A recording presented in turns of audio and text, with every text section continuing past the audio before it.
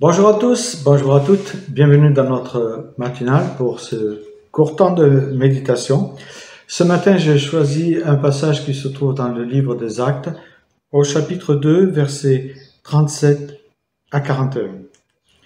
Touché jusqu'au fond du cœur, ils dirent à Pierre et aux autres apôtres, « Frères, que ferons-nous » Pierre leur répondit, « Convertissez-vous et que chacun de vous soit baptisé au nom de Jésus-Christ pour obtenir la rémission de ses péchés.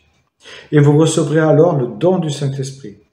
Car la promesse est pour vous, pour vos enfants et pour tous ceux qui sont au loin, en aussi grand nombre que le Seigneur notre Dieu en appellera. » Puis, dans plusieurs autres discours, il leur adressait les exhortations les plus pressantes en disant « Sauvez-vous du milieu de cette race perverse. » Ceux qui reçurent sa parole furent donc baptisés.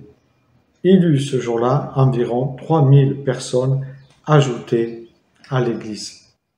Alors c'est un texte merveilleux et intéressant parce que nous voyons cette foule qui se tourne vers Dieu, qui accepte la grâce, quoi. Mais le texte nous dit que Pierre prononce des paroles juste après la Pentecôte, nous sommes, et il va toucher l'auditoire au plus profond de leur être.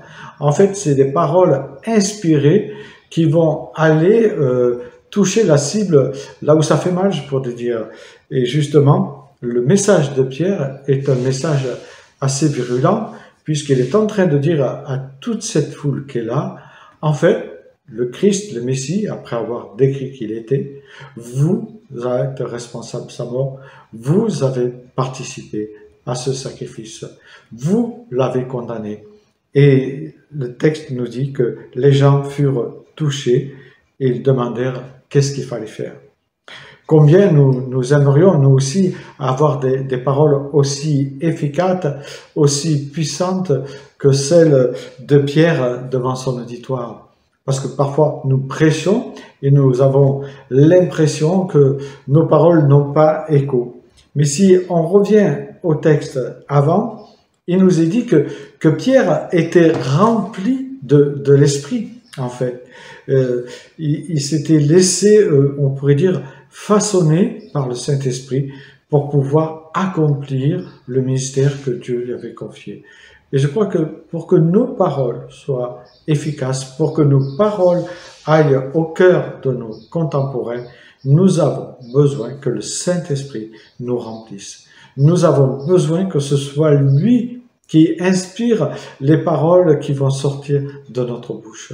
Parce que ces paroles-là, à partir du moment où elles sont inspirées par le souffle de Dieu, elles vont avoir un écho favorable auprès de nos contemporains. Alors cet écho, bien sûr, peut-être nous ne le verrons pas tout de suite, peut-être nous aurons l'impression d'avoir prêché, comme on dit, dans le désert, mais je sais que les paroles qui sont inspirées, tôt ou tard, elles produisent en la personne ce pourquoi elles sont venues accomplir. Et pour nous, c'est encourageant de voir que Dieu veut utiliser des hommes et des femmes encore aujourd'hui pour proclamer sa parole avec la puissance du Saint-Esprit.